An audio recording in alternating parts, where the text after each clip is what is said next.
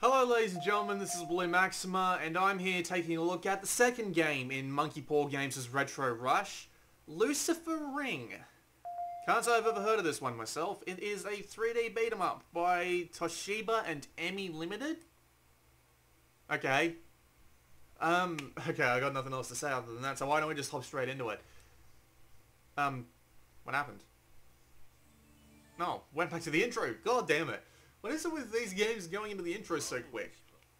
Okay, let's just, come on, move it along please. Okay.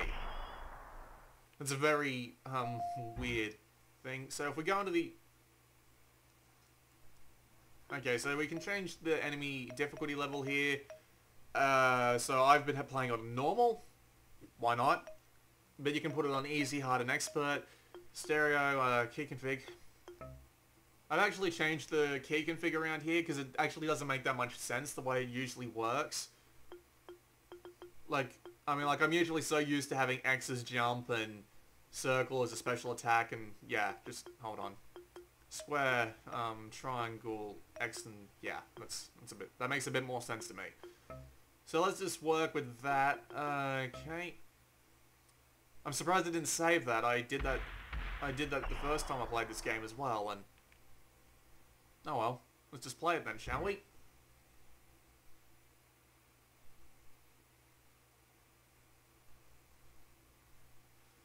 So it tries to...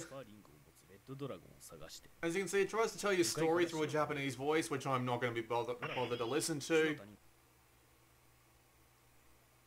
Because, you know, I can't understand it. So, what's the point? So this game is a 3D beat-em-up, and it looks like complete arse. Holy crap, does this game look terrible. Look at this. Okay, so sometimes you get stuck in these little areas where they expect you to just beat the shit out of everything you see. Your basic attacks are this 4-hit combo that you use with square. You can also press triangle to do a charge attack, and if you do a 3-hit combo and then press triangle, it does a different set of hits. You can also jump, which didn't help me out there in the slightest.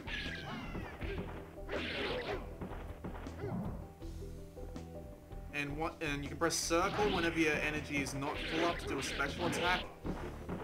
To do a special spin, I should say.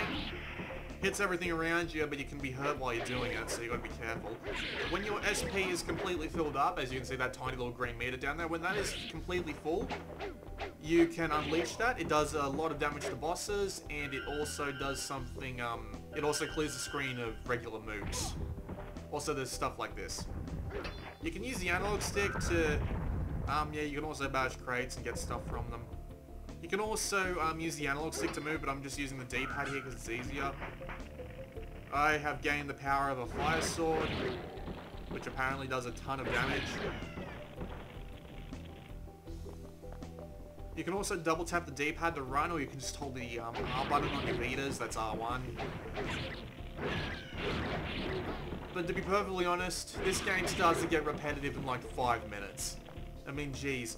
I barely got to stage 2 when I realized there was barely going to be anything else in the game. I mean, like, I'm pretty sure the first boss fight is about to come up here. No, actually, it's after this, I believe. I like how that one goblin there just falls over. It's kind of funny. 1, 2, 3, and... I would like to show off that 3-hit combo. It appears my sword is too powerful to actually keep them alive long enough to actually do the combo. I will admit there is a little bit of strategy and skill to it. You are stuck in place while you're using your attacks, so if you get hit, it's entirely because you launched an attack too early. Also, you can, if you press triangle twice, oh no, you gotta press triangle twice while attacking an enemy. If you press triangle twice while attacking an enemy, you do, like, reach for the sky. But you can also, jump and do downwards attacks.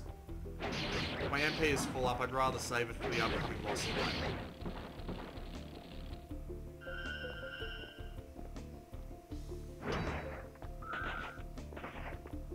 Bit of a health up there.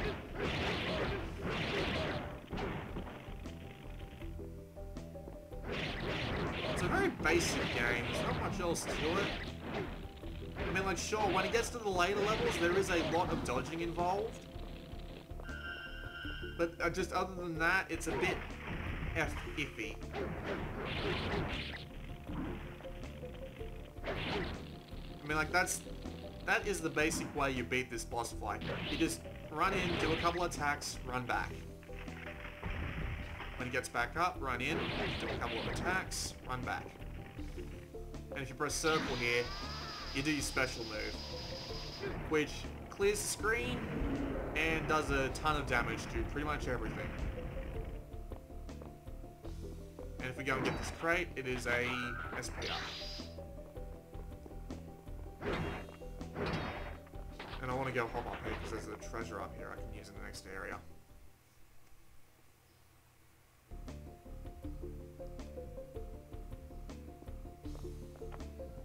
So if I don't make these jumps, I won't get the treasure. Just gotta fall off there. What's this? Blue sword, huh? There we go, made it. Down I go here.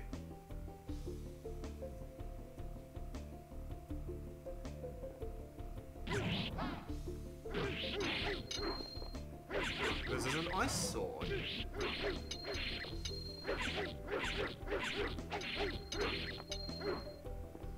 Yeah, if you couldn't tell, repetitive as hell.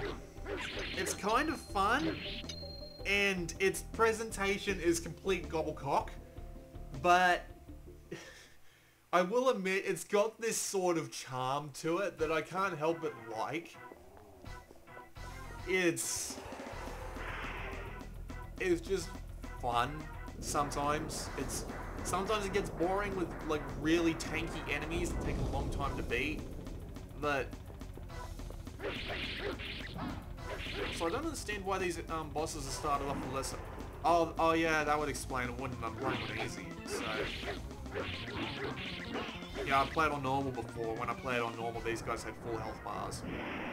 This does explain everything.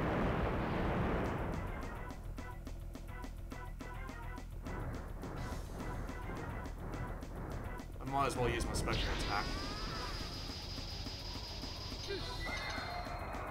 Oh! Well, that was quick.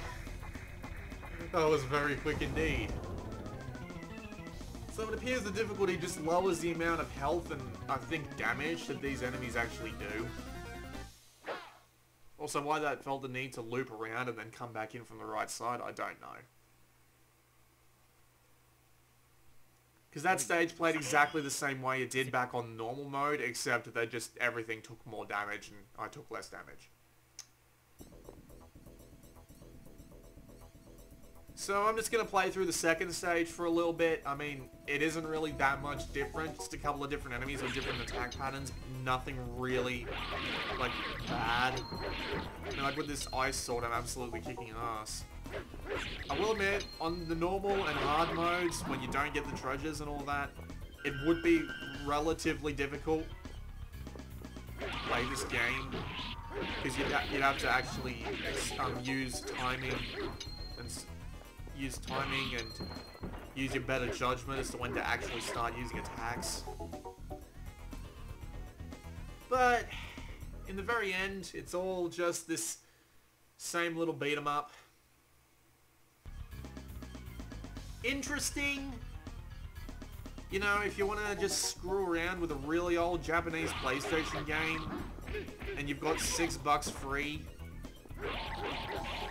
I can't really say it's not completely worth someone's time, but you know, you've seen this video, you know what it is, and if this is what if you're happy with playing this for a little while for $6, then go ahead.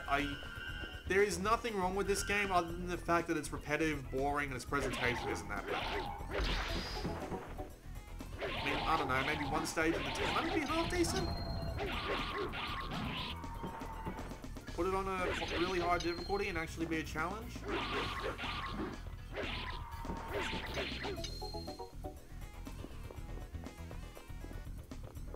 I'll go to the next mini-boss fight and I'll end the video off there because I know it's relatively close.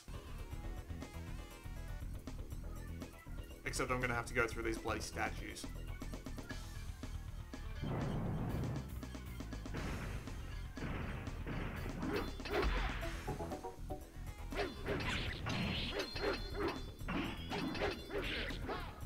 I love how these statues just disappear. They disappear even with the normal sword instead of just falling down and dying. It's kind of weird.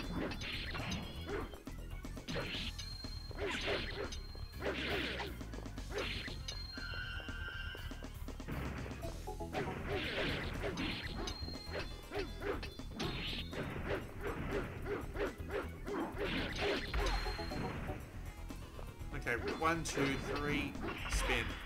Yeah, that's the 4-button combo.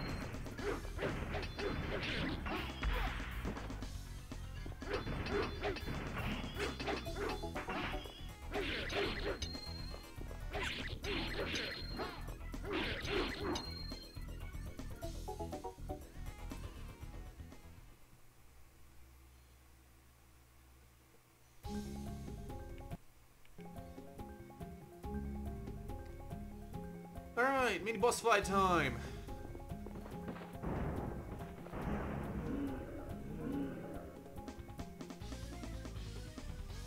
You already know my final opinions, so I'm basically just gonna shut up while this happens.